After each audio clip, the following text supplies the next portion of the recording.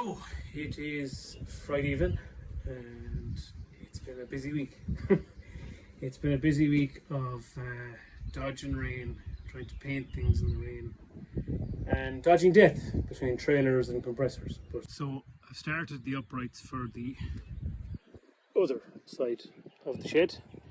So I have one upright and two tie beams there on the ground. Took an age to try and get them painted with the weather. And I have one of the front box upright ready for fabrication here now. I have to do a bit more cleaning here and base plates, brackets, all that kind of stuff. The other box upright in its rusty glory is over there.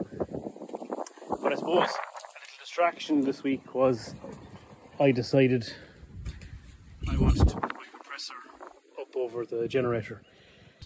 Move it over here, run it off the generator.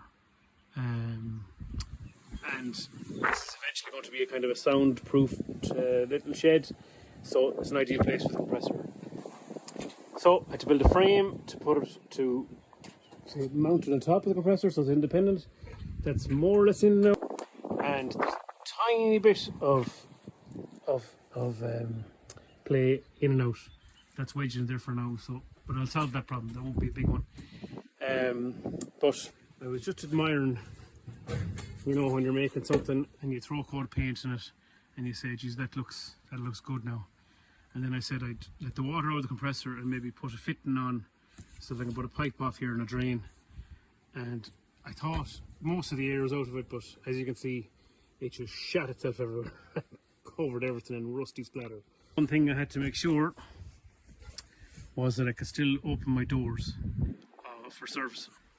I will have to modify the switch and the gauge is a small bit because I want this reel to swing in out the way of the door. And of course there was the whole palaver of getting the compressor up there. So I was able to bring it in with the crane as far as there, and then I had the brainwave to put it on the sliding door track to slide it down. But unfortunately that transition from there to there wasn't ideal. One small problem I'm having, and maybe the electricians out there might be able to help me, is that when sometimes when the compressor starts up, we'll say when the pressure goes low and she kicks, there's a low voltage alarm on the compressor because obviously one phase is being pulled, it's a single phase compressor, and it shuts it down. Not a bad week really, considering we had a cattle test and we had a bit of shenanigans up there trying to pair hooves as well, but on to fabricating the next leg now.